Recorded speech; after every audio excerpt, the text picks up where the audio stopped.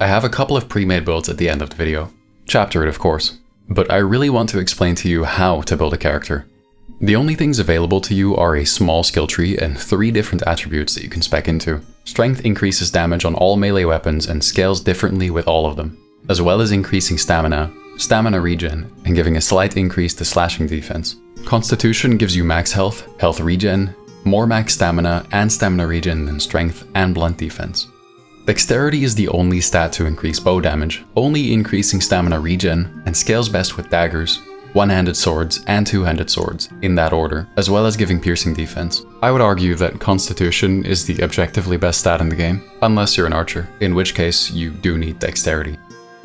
In an update a few years ago, all weapons were given a flat damage bonus on charged attacks, making strength a very small portion of your total damage output, and giving you a reasonable amount of damage even at 80 strength with a bad weapon. The max health and regen from Constitution, on the other hand, gets multiplied from wearing armor, while strength and weapon damage only additively give you a small amount of extra damage, as well as all the perks in the skill tree being better on the defensive side than on the offensive side.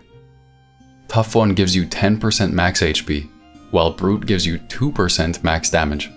And this is a reoccurring thing. The only magic numbers when it comes to attributes are 150 and 200. At 150, each additional point actually costs 2 points, and at 200, it's 3. People will often choose to have their main stat as high as possible, with their secondary stat at either 200 or 150, and their tertiary stat at 150. As getting a stat up to 150 is practically free and gives you free stamina regen, damage, and defense.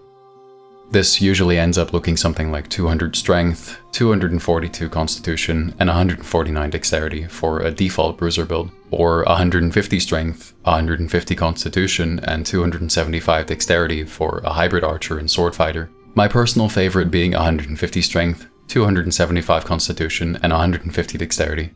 Having 2 stats past 200 and mixing them is completely arbitrary and up to your preference, as their cost is now exactly the same. You could split it evenly, or lean more into one than the other. It doesn't actually matter aside from Constitution being the best stat.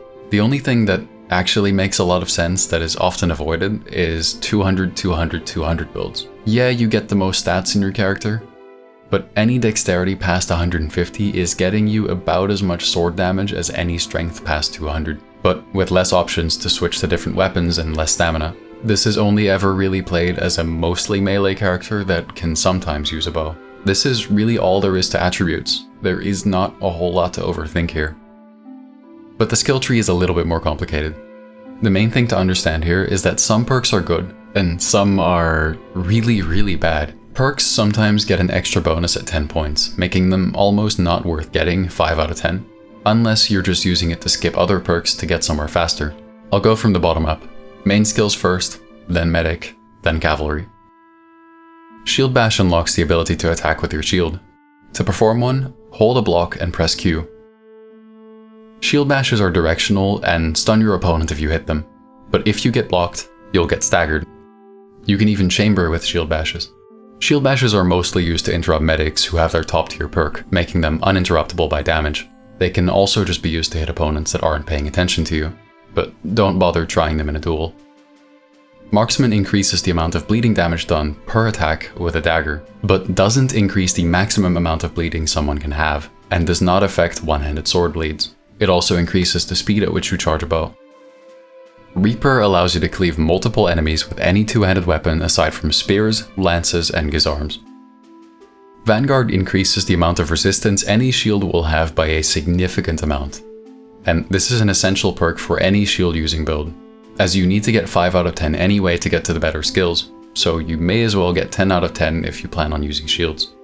Shieldman decreases the amount of stamina drained by blocking. This is not a good perk, and it's very out of the way, and is worse than the rest of the stamina perks in the skill tree. The only use for getting this is to skip Reaper and Athlete if you intend to never use a two-handed weapon. Athlete decreases stamina usage from sprinting, swimming, and kicking. It's an all-around decent perk for any build, but non-essential as you won't really be running around during a fight. It also increases ammo capacity for both throwing weapons and bows. Strongman increases your damage on charged attacks by 5%. It's a small amount, but possibly worth it. It's up to you. Tough One is one of the best skills in the game. A flat 10% max health increase will allow you to easily tank an extra hit or maybe two, depending on your armor.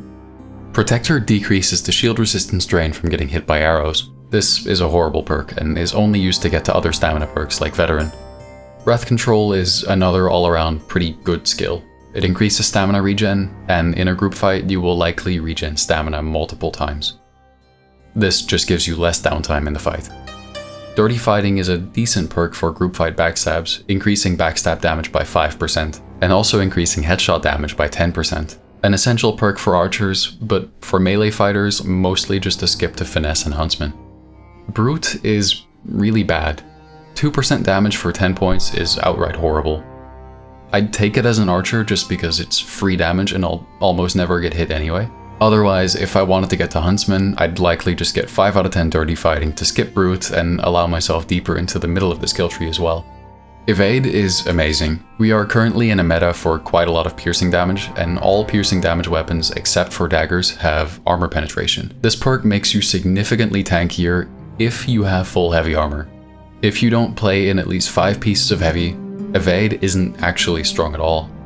Awareness gives you 10% less backstab damage received, and it's decent, but mostly for fun off-tank builds where you pull 8 guys off the main group and tank them for as long as possible. This skill is pretty far out of the way, requiring Protector and being mostly used as a skip to Veteran.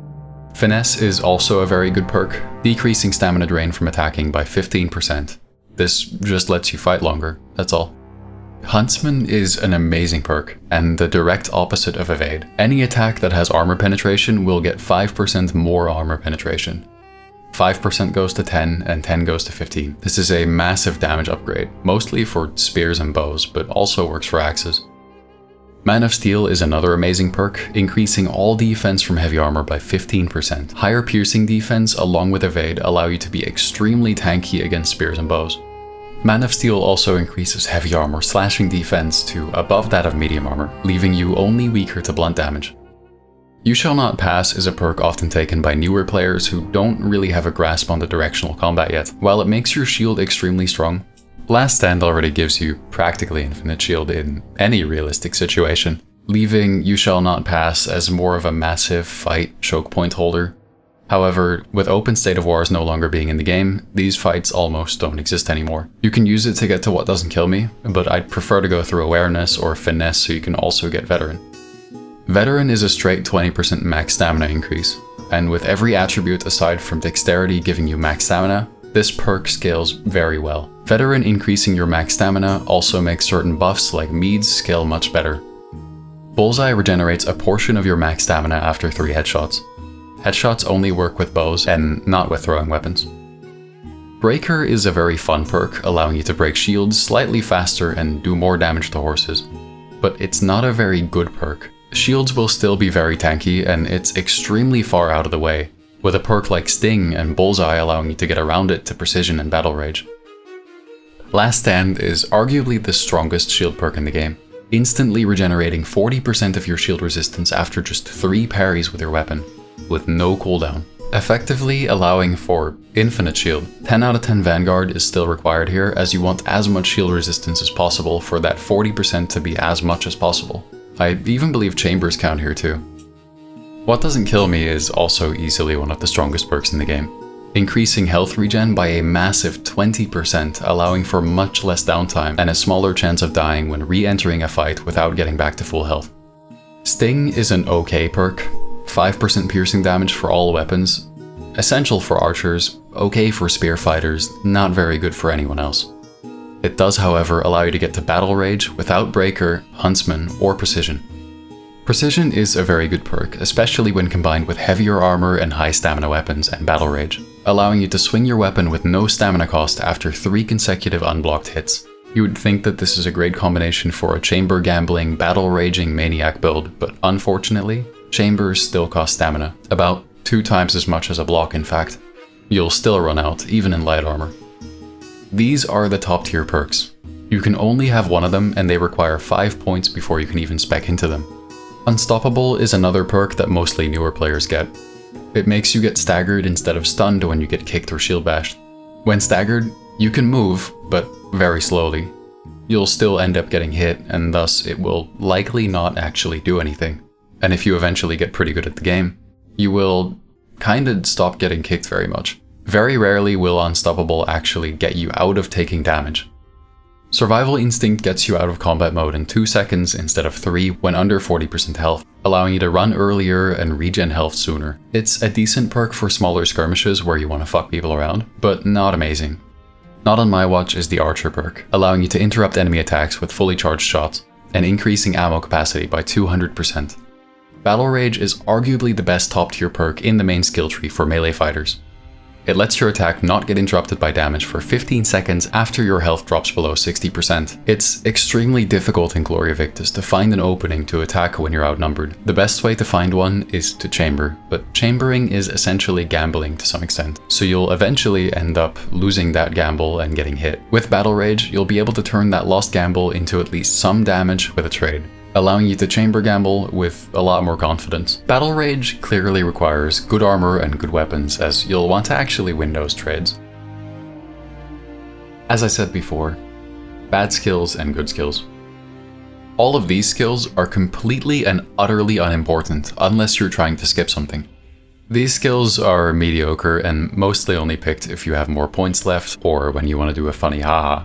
These are pretty good and likely something you'll want and will feel a little bit weak without. And these are absolutely amazing and the skills that make or break builds. Almost every bruiser needs Tough One, Man of Steel, Veteran, What Doesn't Kill Me, and Battle Rage or Survival Instinct. There are of course options for higher damage bruisers with less tanky perks, but as we've already figured out, they're really not as strong. With that being said, don't let that stop you from playing them. I play off-meta or even completely unviable builds all the time, and I have a ton of fun. Every tank build needs Vanguard, Man of Steel, Tough One, What Doesn't Kill Me, and Last Stand. Every Archer build absolutely needs Marksman, Athlete, Dirty Fighting, Huntsman, and not on my watch.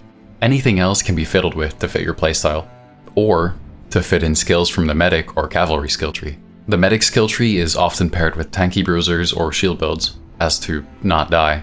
You don't have to though. You can play a Medic Archer or a Medic Bruiser or something else. First Aid cuts the time to revive someone in half for just 5 points. Battle Medic increases the amount of health someone gets revived with by 25%. Great Comeback gives everyone around you 10% health regen for a certain amount of time after reviving someone. While strong and great for sieges, this is the weakest medic perk, and I usually only get it 5 out of 10. Focus prevents you from getting interrupted by damage while reviving someone. It's not a horrible choice to just get the first 2 perks in the medic tree for just 15 points on any character, as picking up your allies quickly and with a lot of health can win you a lot of fights. Medics really are probably the strongest force on a larger fight. They keep shield walls alive, or re-alive them if they're not. They're really more like damn necromancers. The Cavalry skill tree is quite simple. Left side is mounted archery, right side is mounted melee, and you'll want to fully spec into whichever one you're playing. The middle 2 perks are somewhat optional, only giving more stamina and health to your mount, and increasing damage dealt to other mounts while riding one. I haven't really played much Cavalry, but I'd maybe find it funny to build up to Breaker and get Sweet Spot just to nuke other mounteds.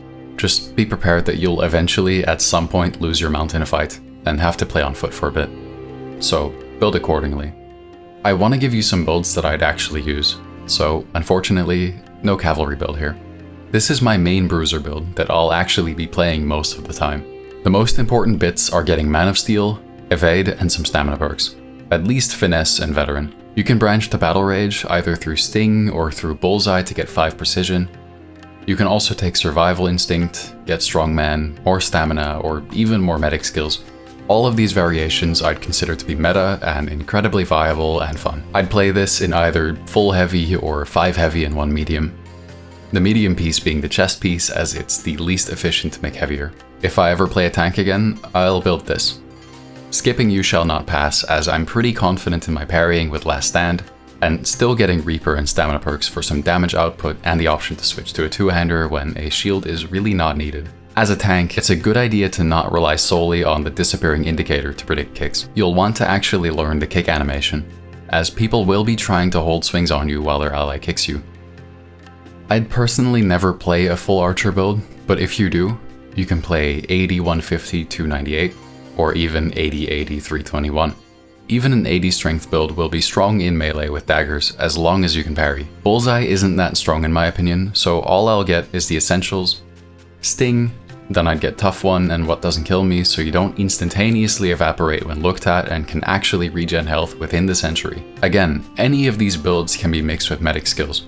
Just take the least important, weakest skills out and get either 5 in first aid, 15 points to get to battle medic, or 25 points to get the whole skill tree with 5 out of 10 in great comeback. This is really all that you need to make any character build in the game.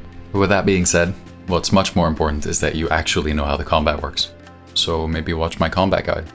Anyway, hope you have a nice day. See ya.